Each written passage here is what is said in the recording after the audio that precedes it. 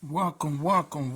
The 757 SH podcast, episode 24. We ain't gonna stop. We gonna keep going. Let's go.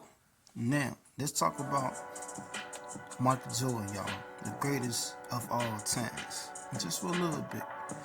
Just for a little bit. Now, we're gonna start back in high school. He was playing basketball back in high school. Now, the first time that he tried out for the basketball team, he got cut from it. So I guess he wasn't that good in the beginning. But you know, Mike got that determination to win, to keep going and never give up. That never made him one of the best players out there. He was like a assassin. You know what I'm saying? He didn't care who he was or how big he was. He was gonna climb over that mountain and become the best.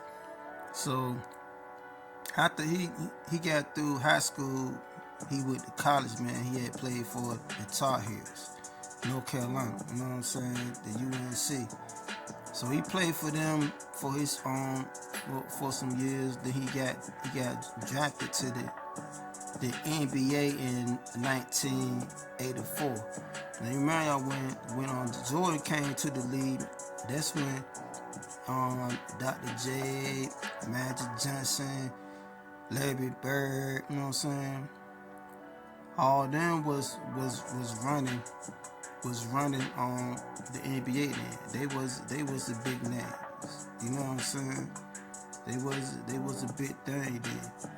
So what happened was, I say Jordan played from 94 all the way to 90. It took him some years to get a championship for them to get the Bulls team right. But Jordan never left the Bulls. Jordan stayed on Chicago for his whole career.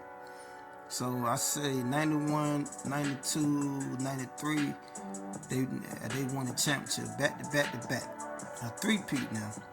You know what I'm saying? Then in July the 23rd of 93, Jordan dad died, which I think he had sacrificed him. But that's just what I think. But then after 93, Jordan had retired and he had went to play baseball, which I think was dumb because he was trash out there. So from 94 to 95, he played baseball. Then in 96, he came back to the NBA. And he won a championship in 96, 97, and he won one in 98. Now I'm saying, how many players y'all know to get on the team that win 3 times back to back, chill for 2 years, come back, and then win 3 more back to back? I haven't seen a team do that yet. I haven't seen a team do that yet, or with a star player being with their team, and then they win 3, and he leave, and he come back and win 3 more. LeBron James ain't did it. Kobe ain't did it. None of them did it. Kobe won 3 back to back, but he ain't never won 3 and left and came back and won 3 more back to back. Jordan, the only one that I know that did that, the Chicago Bulls, man. You know what I'm saying? But anyway, I'm gonna play this little clip, and then Jordan gonna tell y'all who's the best team ever in the NBA history. Check this out. People always debated who's the greatest player of all time.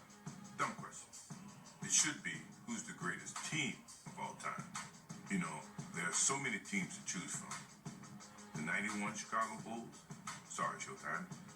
The 92 Bulls, back to back. 93 Bulls, first three-peat. 97 Bulls, even with the flu. 98 Bulls, no push-off. And my favorite, the 96 Chicago Bulls, 72 wins. Tough to beat that. What? You think there's someone else? Prove it. Now, y'all, hey, there it is, right there. Now, I can say that the Celtics got 11, 12, 10. They got more rings than anybody. But that ain't what we saying. What we saying is going back to back to back to back to back. You know what I'm saying? Jordan did 3 championships and came back and won 3 more. You know what I'm saying?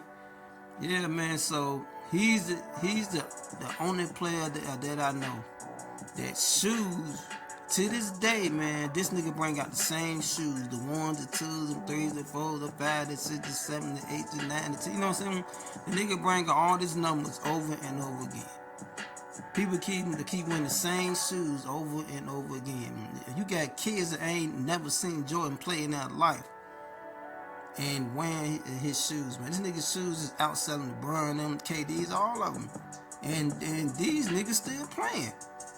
You know what I'm saying? So I don't know. That shit is crazy, man. But that's another reason why I think Jordan had sold out too.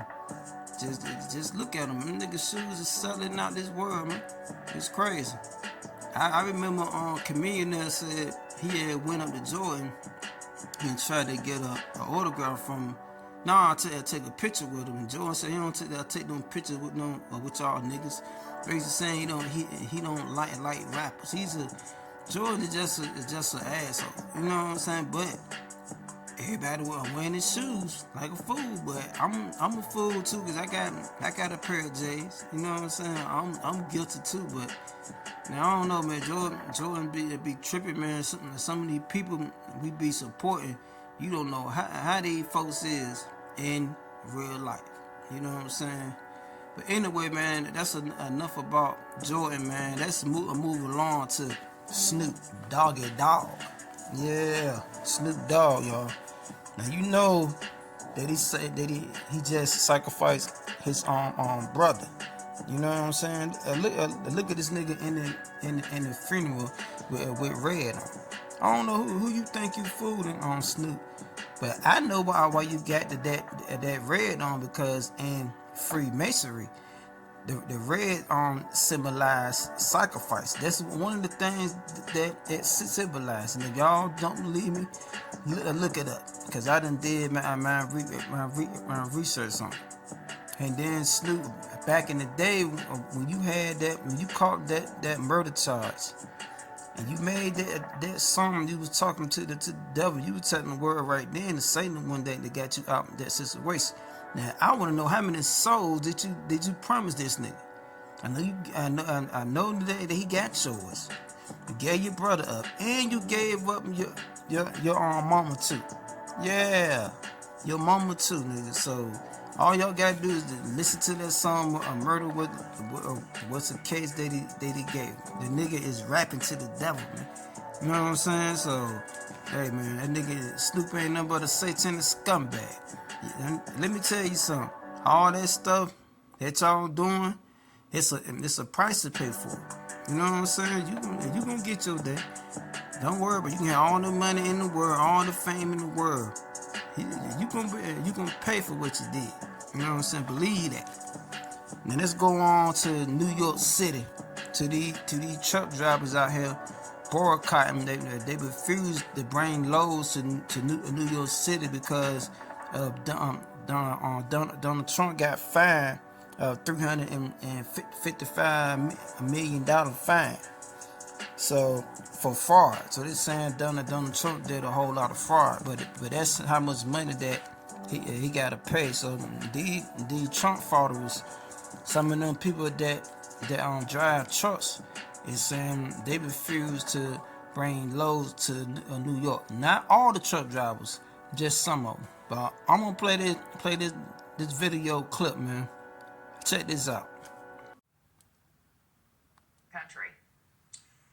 Well, certainly as truck drivers were to boycott New York City, the impact has the potential to be very damaging and very quickly. We're talking about supermarkets, big box stores, and other businesses that rely heavily on trucking. They would feel the pinch, and so would their customers. About 90% of communities here in New York City rely heavily on trucking to move their goods. This morning, we're on the Jersey side of the George Washington Bridge, and every day you can see hundreds, if not thousands, of trucks crossing the bridge from Jersey into the city. Meanwhile, one man is now telling truck drivers not to come to New York City after former President Trump was hit with that massive multi-million-dollar fine last week. Take a listen.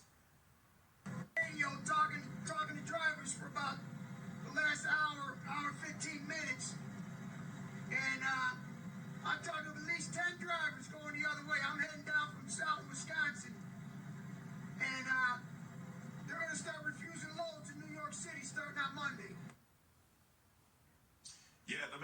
himself Chicago Ray, and as of last night, his post on X, formerly Twitter, had garnered more than 6 million views and 60,000 likes. Former President Trump also caught wind of what Chicago Ray is doing and reposted Ray's video on his platform Truth Social.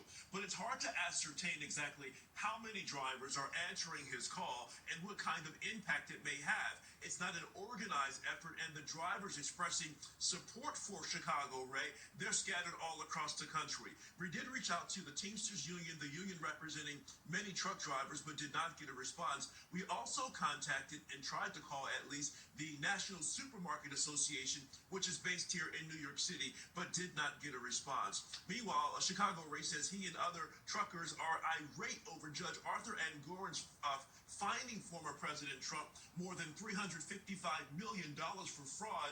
Ray, like the former president, believes it's a form of election interference. Meanwhile, we talked to one driver who says she's joining the movement to boycott New York City, and she says if things go as planned, the city could pay a big price. It could shut New York City down. And, you know, I don't want to hurt the people of New York. That's not what I'm trying to do. But my part in it, if New York just loses 10%, just 10% of the trucks that go in there, their prices are going to skyrocket on everything, from milk to eggs to any type of goods that the consumer needs. And when that happens, it's going to cost everybody more money. Yeah, but not every truck. Now, hey, what the lady said could be true now. 10% of the truck drivers don't come. That means that they can be, it can disrupt a lot of stuff in New York. That means they can be short on supplies. That means they can have to raise the prices on the stuff in New York is already high. You know what I'm saying? So they talking about they're gonna have to raise the price. That's if they don't get everything back in line, and if DD truck drivers continue not to deliver stuff to New York. You know what I'm saying? Shit is just crazy, man. It's crazy. But that's enough for episode 24. Thank y'all for tuning in. We ain't gonna stop. We gonna keep going. Let's go.